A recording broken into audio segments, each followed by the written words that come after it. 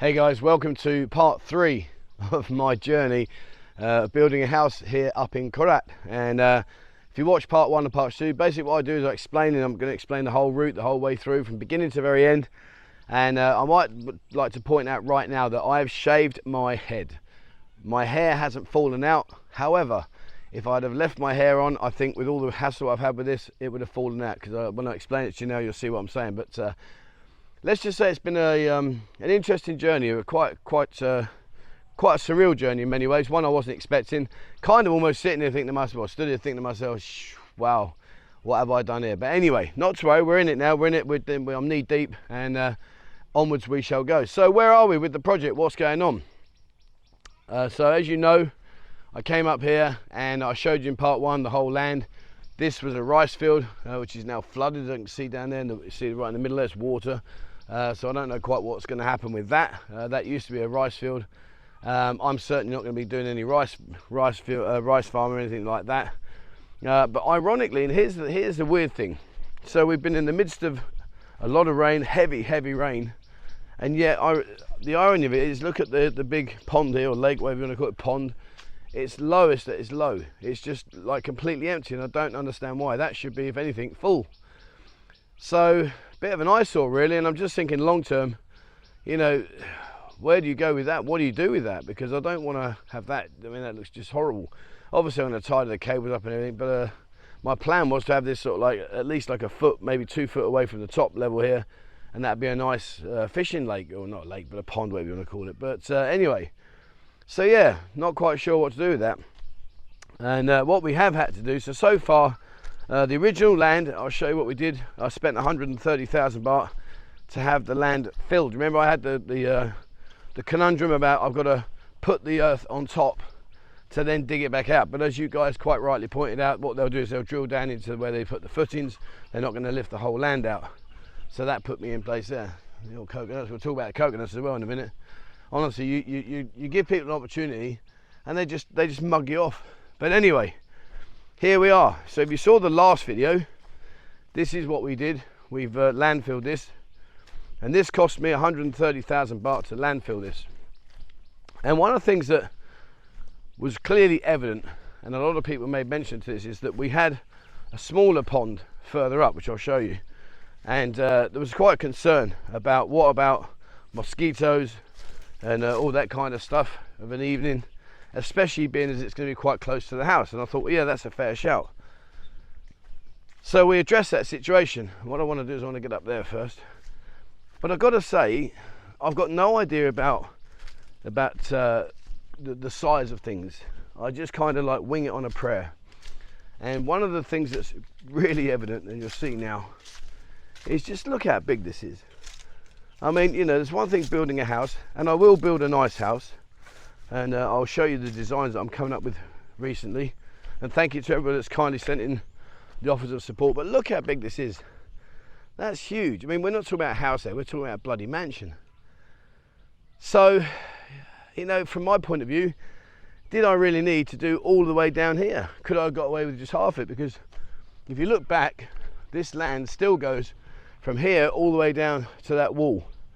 And one of the things that concerns me quite considerably is the fact that when I've done all this, I want to chill out. Yeah, I want to relax. I don't want to be looking out thinking, oh God, that needs doing, this needs doing, because then quite honestly I won't relax. And as you know, I've made it quite public about the situation with my depression and stuff, and I'm thinking this should be my tranquility, my area to just relax and just sit back and let the world pass me by. Don't think I'm ever going to do that, but never mind. But when you look at the size of this land, look, it's huge. It really is massive. I mean, you could, if I'm stood here now and I go over to there, I could easily build a 2-bedroom house here. And if I walk up here, let's just go up to, say, right, let's go to here for argument's sake. Now here, look at that area there. That is a huge 3-bedroom house. Meaning, over here, I've still got all this. And as you know, remember the big tree? That's all down now. That's the remains of it over there. They keep burning it and trying to get it away. But what I did do was I thought long and hard about the pond that's closest to the house. And I thought to myself, you know what, we need to fill it in. Thinking it would be a fraction of the cost. However, because of the depth of it, because it was so deep, I didn't realise, as you can see now, we filled it in. Have a guess how much that area there cost to fill. Have a guess. I was blown away. I had no idea. They've even, we got two friends staying with me. I'll talk about the old guy that we let stay here. He stabbed us straight between the eyes, but I'll explain that in a minute. But anyway, they've built a little thing for football. But that area there, believe it or not, used to be the pond, and that has cost me 200,000 baht to fill it.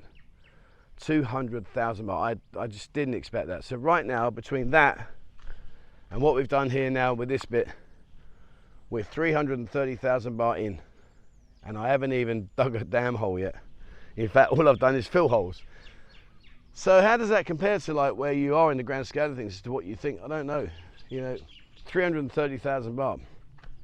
So what's the best way? Let's go down this way. So anyway, so I don't know now. I mean, I could actually build a house on that whole area there, and that'd be a lovely size house. But then what do I do with this? And this is where my planning and preparation just is so piss poor that I really have got no idea what I'm doing, and probably just throwing good money after bad. Now there's the house there that we left. Now, do you remember the old man? We let the old man stay there. Well, he decided in his wisdom that he was going to take as much out of the area as he could. He cut all the fruit down, cut all the coconuts down, just gave them away to all his friends. And when my wife came up, obviously you can imagine she wasn't best pleased. And when she confronted him, he said, well, you said I could stay here, so I just thought what's on here is still mine, even though we bought the land. What are we going to do with this house? My wife wants to leave it as a playhouse for the children, and you know, it's not doing any harm. It's not an eyesore. But then again, if I've got the house there with the sunset in it, do I really want that there? I don't know. What would you do, guys? I really am stuck on this. I've got to be honest with you. I'm way out of my depth here. Way out of my depth. And what the lads have done, so the two lads that are staying here, they're taking care of the land for us and making sure everything's okay. But what they have done is ingeniously, the tree that we cut down, that's now become a table. But more importantly, look what they've done now. They've only got two pigs. So I'm going to speak to them later, because that, quite frankly, is not what I'm happy with. You know, they've got all this area here and they're just confined to this little cage. You know, that's just crazy. So I'm going to speak to them and say, look guys, come on, give them somewhere to walk around.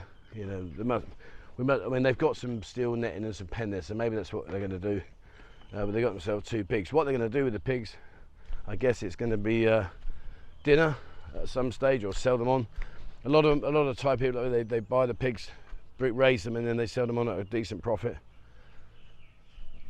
And yeah, so then we've got all these fruit trees and stuff. So I don't know. Got to be honest with you guys, I'm a bit out of my depth now. Before, you know, when I built the first house, that was piss easy, because it was already an area, defined area. It was just a case of you know, looking at the design plans that were on offer, changing a few things that we wanted to change, job done, and the way we did it. This one I'm building from scratch. So and you know, some of you guys have very kindly sent in your offers of support to do these CAD/CAM drawings and stuff like that. I haven't got a clue how to do any of that. And Stephen, obviously he's very, very good at that. He's designed all the bars we're using that system, so I've got the opportunity of trying to play around with that. But I just don't know what to do. And we've actually cut down a few other, there's another tree that we cut down. See that one there? That's gone, we don't need that. But why is this so low?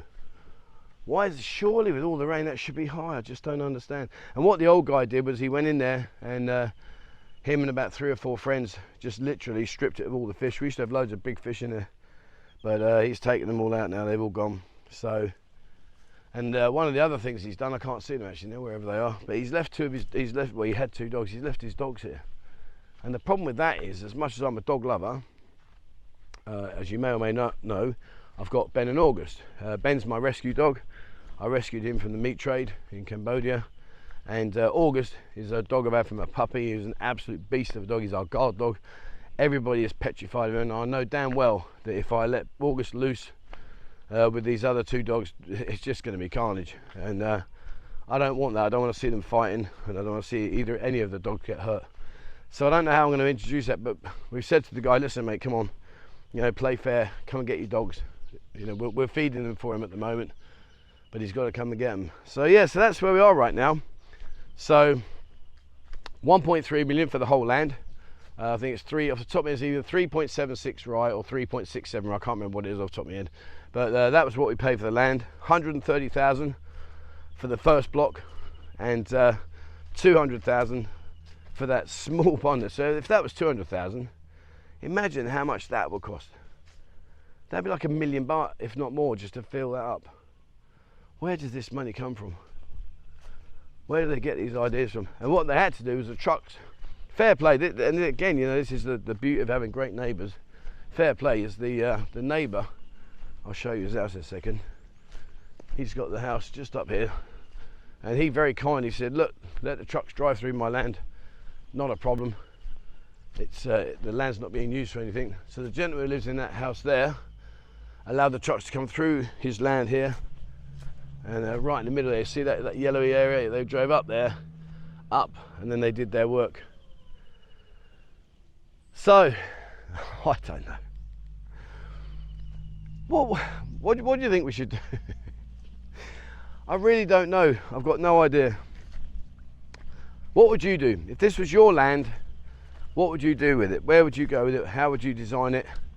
What I do think is looking over there, is that way there. That's got to be where the house is, surely. I want the house there because the sun's right above my head now. The sun will set over that area. That's where it's going to set, and the sun rises up from far over there, so it's going to come up and down. So I want the house in the sun. I'd like it in the morning, the sun is behind us. I don't want to wake up with the sun glaring through the windows. I'm sure some of you guys that have stayed in houses where the sun comes straight through in the morning, waking you up. I don't want that. So but I do want the sunset of an evening, so I can sit outside, chill out and relax. We've got to get the electric in. We've also got to get the water done properly. That water pipe there, we've got to get it plumbed in. You can see the electric cables there, look straight over the lake, over the water, up there, and it goes around it and it goes all the way down. So we've got to get a proper electric pylon put in. And another thing that, in all honesty, at the time of doing this, I didn't really give a huge amount of consideration to, is look at this. And this is an issue, because once we've finished, once it's all done, obviously we've got to make our entrance into the house, into our land. But one of the problems I've got, and I didn't even give it a second thought until literally riding up here today, is look how narrow this is. I'll tell you what, that's going to be a narrow area to bring my car up, or a truck, or anyone else. It can be done because people have done it already, but I'll tell you what, that's close to that wall. So yeah, that's another issue I've got to face. But all in all, you know, not too bad. We're going to aim to start doing a lot more towards the end of this year. Probably at the end of this year we'll start to do the piling. By that time we'll have got an idea and indications to the design of the house. One of the things that the gentleman done that was staying there is, you see there, the fruit down the bottom there? Well, he's been up here stripping it all out, but he doesn't come back anymore now. He took all the coconuts, all the fresh coconuts, took all them, gave them away to his mates. But not to worry, it is what it is. But yeah, I think I said this before, the problem I've got is when you're given a blank canvas and you said, you know, you're told just crack on mate, just you know, whatever you want to do. When you've got that blank canvas, it really is quite intimidating, because all of a sudden you're thinking, well, what do I do? Like over there we've got 2 little outhouses. You know, I don't want those, they're no good. But then Mo says to me, oh no, keep them, because if we have people come to cut the grass and that, or do any land work, whatever, they don't have to come into the house to use the toilet.